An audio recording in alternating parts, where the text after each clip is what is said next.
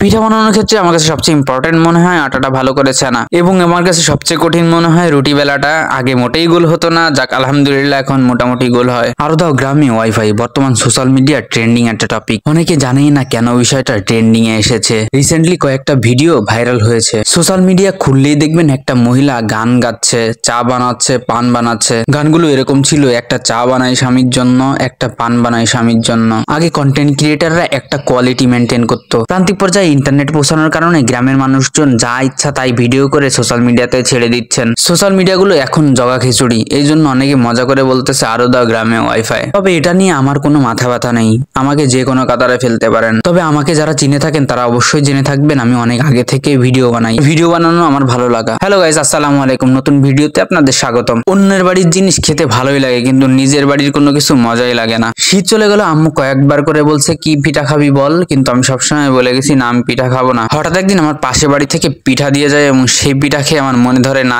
এই পিঠাটা বাড়ি তৈরি করে খাওয়া যায়। আম্মুকে বললাম এই পিঠা তুমি আমাকে বানাই দিবা। তো আম্মু কি আর দেরি করে, আম্মু নারকেল দিয়ে বললো এটা ছুলে দে, তোর জন্য পিঠা বানাই। অবশ্য পুরো প্রসেসটা আমিই করি, কেননা আমার টুকটাক অভিজ্ঞতা আছে রান্না বান্নার বিষয়ে। পিঠা বানানোর ক্ষেত্রে আমার কাছে সবচেয়ে ইম্পর্টেন্ট মনে হয় আটাটা ভালো করে ছানা, এবং আমার কাছে সবচেয়ে কঠিন মনে হয় রুটি বেলাটা। আগে মোটেই গোল হতো না, যাক আলহামদুলিল্লাহ এখন মোটামুটি গোল হয়। আমার কথা কি বলবো, অনেকেই তো এখন রুটি মেকারের পিছনে ছুটে। এই রান্না বান্নার ক্ষেত্রে নিজেকে এমন ভাবে তৈরি করেছি যাতে অন্য কারো হেল্পই না লাগে। রান্না করা এবং পিঠা বানানো এটাও কিন্তু একটা আর্ট, কেননা সবার হাতের খাবার মজা লাগে না। আমি যে পিঠাটা বানাচ্ছি এই পিঠাটার নাম হলো পাকান পিঠা। এই পিঠা বানাতে খুব বেশি জিনিসের প্রয়োজন হয় না, ময়দা, নারকেল, চিনি এবং তেল হলেই এই পিঠাটা খুব সহজেই বানানো যায়। আমাদের এলাকায় তুলনামূলক নারকেলের দাম খুবই কম, প্রতি পিস 50 থেকে 60 টাকা হলেই নারকেল পাওয়া যায়। আমি অনেক জায়গায় গিয়েছি, সেখানে নারকেলের দাম অনেক চড়া, প্রতি পিস 100 থেকে 150 টাকা। আপনি যদি সেই এলাকার লোক হয়ে থাকেন তাহলে অবশ্যই যোগাযোগ করবেন, কম দামে আপনাকে নারকেল দিয়ে দিব। জিনিসটা দেখতে পাচ্ছেন, শহরের মানুষগুলো এই পিঠাটা কাটতে বিভিন্ন রকমের টুলস ব্যবহার করে থাকেন, কিন্তু গ্রামের মানুষ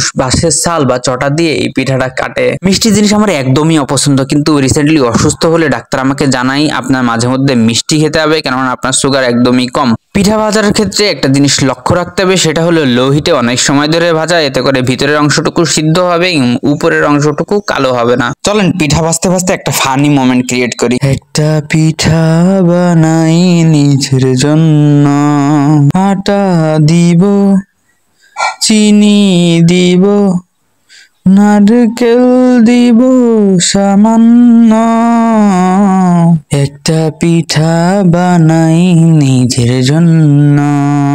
কি কেমন দিলাম, সিঙ্গেল তো তাই নিজের জন্য এই পিঠা বানাচ্ছি। অবশ্য আপনাদের যদি লোভ লাগে তাহলে কমেন্টে জানাবেন, একদিন চেষ্টা করে দেখবো খাওয়াতে পারি কিনা। এই পিঠাটা ভাজার পরে ভিতরে একটা জুসি তৈরি হয়, নারকেল এবং চিনির মিশ্রণটা খেতে ভালোই লাগে। শহরে এই পিঠাকে অনেকে ভাজাপুলি বলে, কিন্তু গ্রামে এই পিঠার নাম হলো পাকান পিঠা। এবার চলে এসেছে সেই মধুকান পিঠাটা টেস্ট করে দেখতেছি কেমন লাগে খেতে। নিজে বানিয়েছি বলে বলতেছি না, আসলে টেস্টটা অসাধারণ ছিল। এই ভিডিওটা এই পর্যন্তই, যদি ভালো লাগে তাহলে অবশ্যই পাশে থাকবেন। আল্লাহ হাফেজ।